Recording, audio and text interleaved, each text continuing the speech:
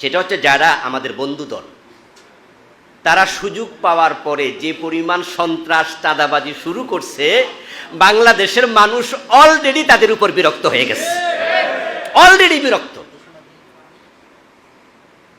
এটা আরেকটি বিস্ময়কর বিষয়, তামাম দুনিয়াতেই সরকারের বিরুদ্ধে আন্দোলন হতে দেখা যায়, মানুষ সরকারের পদত্যাগ চায় বিভিন্ন দেশে বিভিন্ন কারণে, কিন্তু এবার সরকারে যাওয়ার আগেই বাংলাদেশের মানুষ তাদের পদত্যাগ চায় তাদের চারিত্রিক কারণে।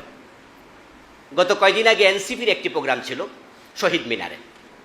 এনসিপির প্রোগ্রামে সেখানে ছোট্ট একটা বাচ্চা মেয়ে সাক্ষাৎকার নিচ্ছে, কোন একজন সাংবাদিক। ওই বাচ্চা মেয়েটা সাক্ষাৎকার দিতে গিয়ে বলল যে এনসিপির প্রোগ্রামে আমি এসেছি, আমার ভাই আমার সাথে আসছে বা অমুক আত্মীয় আসছে, তবে আমি চাই জামাত ইসলামী ক্ষমতায় আসুক। মানুষের মুখের মাঝে আল্লাহ তাআলা এমন একটি জয় জয়কার অবস্থা তৈরি করেছেন, ইনশাআল্লাহ আমি স্বপ্ন দেখছি আগামী বাংলাদেশ ইসলামের বাংলাদেশ হবে। আর ইতোমধ্যে আপনারা শুনেছেন যে আমাদের বন্ধু দলের বর্তমানে সবচেয়ে সিনিয়র মোস্ট লিডার তিনি একটি বক্তৃতা দিয়েছেন, যে তিনি বলছেন যে আমাদের দল শরিয়া আইনে বিশ্বাস করে না। এই কথা শুধু বলে তিনি থামেননি, তিনি আরেকটি চমৎকার কথা বলেছেন। যেটা বলেছেন এটা ছিল কদর্যপূর্ণ কথা, যে তার দল শরিয়া আইনে বিশ্বাস করে না, এটা কুফরি, এটা খারাপ কথা, এটা কদর্য কথা।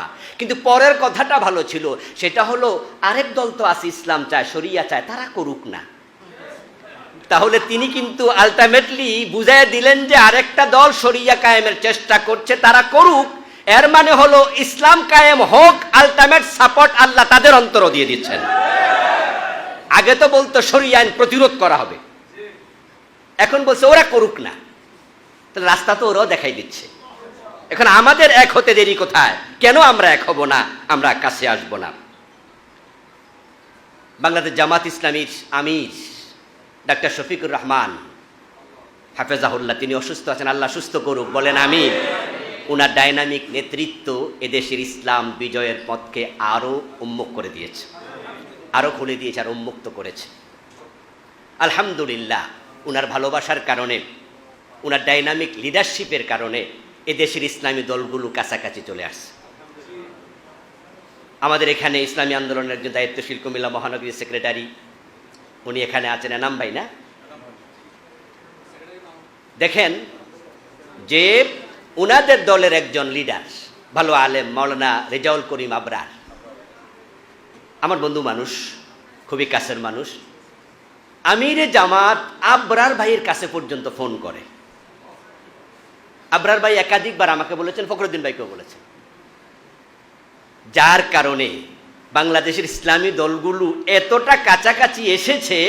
আমরা আশা করছি নির্বাচনের আগে আমরা আরো কাছাকাছি আসব। আলেমরা এক হলে জালেমরা পালাতে বাধ্য হবে।